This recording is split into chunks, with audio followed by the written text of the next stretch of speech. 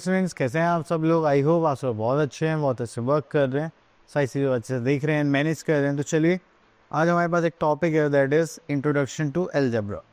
जब भी हम अलजेब्रा की बात करते हैं तो इसमें क्या होता है कि हमारे पास कुछ कांस्टेंट टर्म्स और कुछ वेरिएबल टर्म्स को मिलाकर हम वहाँ पे कुछ चीज़ों को रिप्रेजेंट करते हैं। तो that is a algebraic expression. ठीक है, तो चलिए यहाँ पर हमारे पास कुछ पैटर्न्स आ जाएंगे।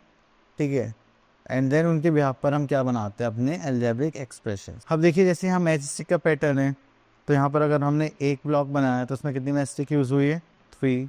अगर 2 बनाएंगे तो 6 हो जाएंगी, एंड अगर 3 बनाएंगे तो 9। तो आप ये देख रहे हैं, तो जो भी हमारे पास नंबर होगा मैचस्टिक्स क्या ओनली 3 टाइम्स हो जाएंगी। ठीक है, जैसे यहाँ पे n है तो यहाँ पे कितना हो जाएगा? 3n। जैसे यहाँ पर 6 है तो यहाँ पे क्या आ रहा है? 3 × 6। तो ये एक टाइप से पैटर्न है जो हम अपने अलजेब्रिक एक्सप्रेशंस में भी यूज़ करते हैं। तो चलिए इसके बाद आगे देखते हैं और क्या है हमारे पास। यहाँ पर ऐसा कुछ खास नहीं है, तो यहाँ पर देखते हैं। अब देखिए, जैसे यहाँ पे बोला गया है use of variables in common rule. तो यहाँ पर देखिए पैरामीटर स्क्वायर बोला गया है, तो वो क्या हो गया? 1 2 3 4। ठीक है, वो क्या हो जाएगा हमारे पास? अब या तो आप क्या करें, l + l + l + l, या फिर आप क्या कर दें 4l। तो ये क्या हमारा अलजेब्रिक एक्सप्रेशन। अगर हमें क्या करना, पेरीमीटर ऑफ इक्विलेटरल ट्रायंगल निकालना, तो हम उसके लिए क्या बोलते हैं? Just like perimeter of equilateral triangle is 3 × side या 3 साइड। देन उसके बाद हमारे पास पेरीमीटर ऑफ रेक्टेंगल की बात करें तो होता है लेंथ और ब्रेथ। तो इसको करेंगे लेंथ + ब्रेथ।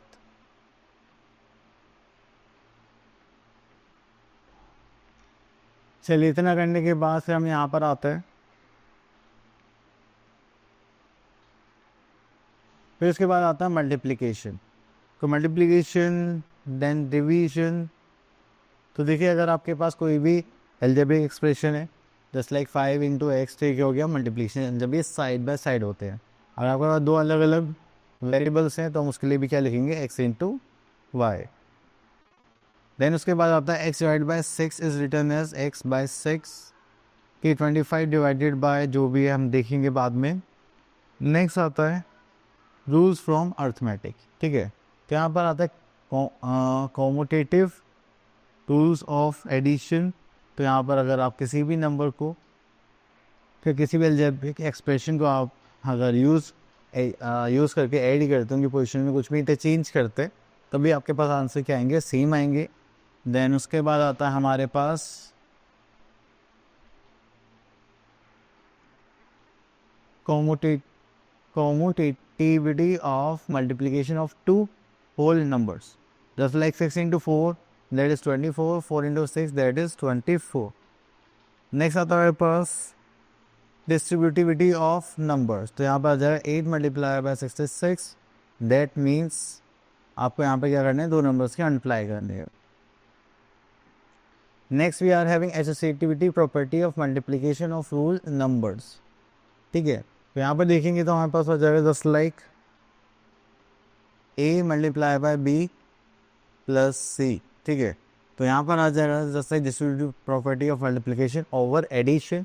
तो आप क्या करेंगे? a की मल्टीप्लाई b से करेंगे, देन प्लस करेंगे a की मल्टीप्लाई c से। ठीक है, चलिए। देन उसके बाद आता है हमारे पास एक्सप्रेशंस विद वेरिएबल्स। तो यहाँ पर देखेंगे एक्सप्रेशन विद वेरिएबल्स। तो यहाँ पर हमें गिवन है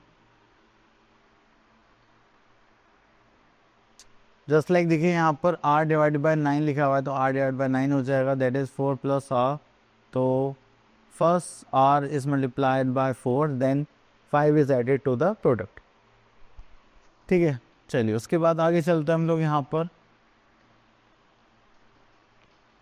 ओके, तो हम आगे अपने एक्सरसाइज 9.1 पर। तो यहाँ पे देखिए क्वेश्चन में लिखा है find the number of dots in the next diagram of the pattern.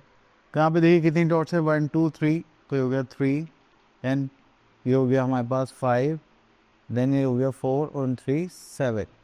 तो आप क्या देख रहे हैं? हर बार कितना इंक्रीज़ हो रहा है? 2 इंक्रीज़ हो रहा है। तो यहाँ पे क्या करेंगे? 1 2 3 4 5। तो 1 2 3 4 5, एंड 1 2 3 4। तो ये हो गया हमारा नेक्स्ट जीरोस का पैटर्न। ठीक है, चलिए इस हिसाब से आप सारे क्वेश्चंस कर सकते हैं, क्वेश्चन नंबर 1 एंड 2 के पार्ट्स। देन उसके बाद आता है right the next numbers in each of the following number patterns. अब देखिए यहाँ पे थर्ड पार्ट में देखिए 5, 10, 15, 20। तो आप क्या देख रहे हैं, हर बार में 5 ऐड हो जाता है, 20 बाद क्या जाएगा 25, ठीक है, just like this. Okay, then इसके बाद यहाँ पर हम आ जाते हैं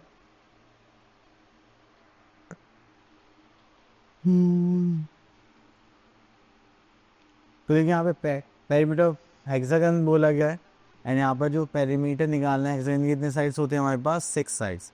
तो हम क्या करेंगे 6 into side that is 6L।